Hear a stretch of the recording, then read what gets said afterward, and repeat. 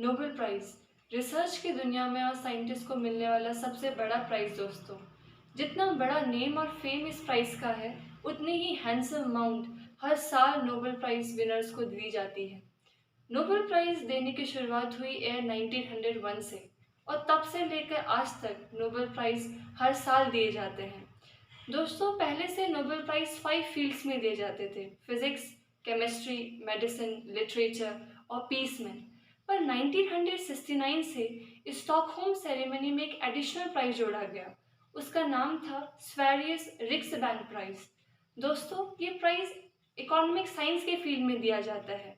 ये prize Alfred Nobel की life को सेलिब्रेट करते हुए उनकी याद में जोड़ा गया था। दोस्तों, नोबेल प्राइज़ की इस्टेब्लिशमेंट अल्फ्रेड बर्नहार्ड नोबेल ने की थी।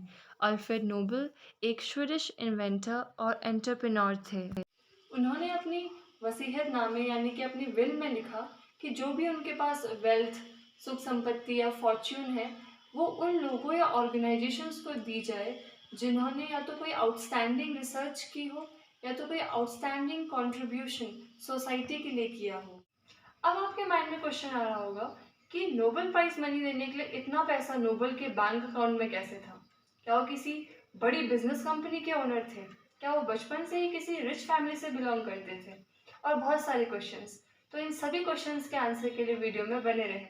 दोस्तों, अल्फ्रेड नोबेल का जन्म स्टॉकहोम स्वीडन में हुआ, पर जब वो 9 ईयर्स के हुए तब वो सेंट पीटर्सबर्ग रशिया चले गए।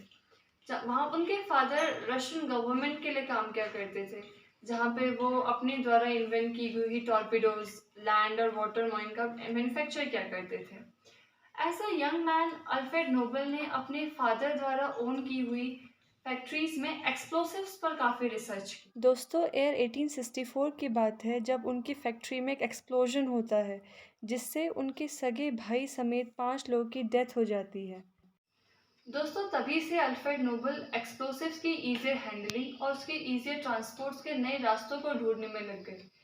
दोस्तों, जब उनकी स्वीडिश फैक्ट्री में, जो कि एक्सप्लोसिव फैक्ट्री थी, जब उनमें आग लगी और एक्सप्लोजन हुआ, तो फिर से स्वीडिश गवर्नमेंट उनको एक नई एक्सप्लोसिव फैक्ट्री सेटअप करने की परमिशन नहीं दी। इसलिए उनको जर्मनी जाना पड़ा और जर्मनी में ही उन्होंने एक नई एक्सप्लोसिव फैक्ट्री का सेटअप करा। दोस्तों, फिर आता है एयर 1867। 1867 में अल्फ्रेड नोबेल ने नाइट्रोग्लिसरीन की मदद से डायनामाइट का इन्वेंशन किया और साथ ही साथ उसको स्टेबल रखने और उसकी इजी हैंडलिंग के भी उन्होंने अलग अलग स्टेप्स बताए। और साथ ही साथ अल्फ्रेड नोबेल ने स्मोकलेस पाउडर और ब्लास्टिन जिलेटिन का भी इन्वेंशन किया। दोस्तों, इन सभी एक्सप्लोजिव्स के इन्वेंशंस की वजह से नोबेल ने कई पेटेंट करवाए, जिसने उनको काफ़ी रिच बना दिया। उन्होंने कभी शादी नहीं की और जब उनकी डेथ हुई तब उनके बैंक अकाउंट में करीबन 92 लाख डॉलर्स की जमा पूंजी थी।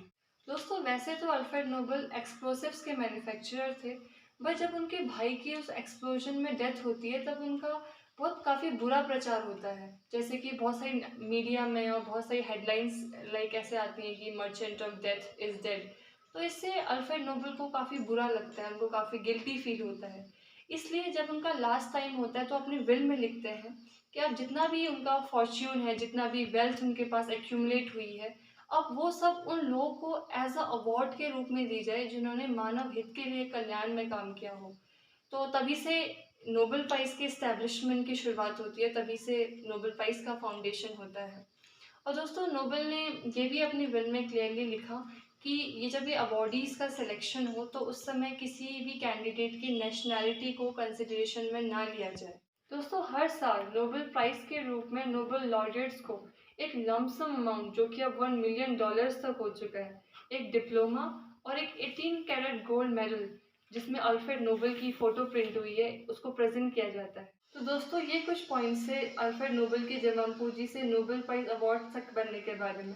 आई होप ये आपको ये वीडियो इन्फॉर्मेटिव और इंटरेस्टिंग लगी होगी। अगर इंटरेस्टिंग लगी तो मुझे कमेंट करके ज़रूर बताएं, एंड आई प्रॉमिस मैं ऐसी इन्फॉर्मेटिव और इंटरेस्टिंग वीडियोज़ आपके लिए बनाती रहूँगी। तब तक के लिए नमस्कार।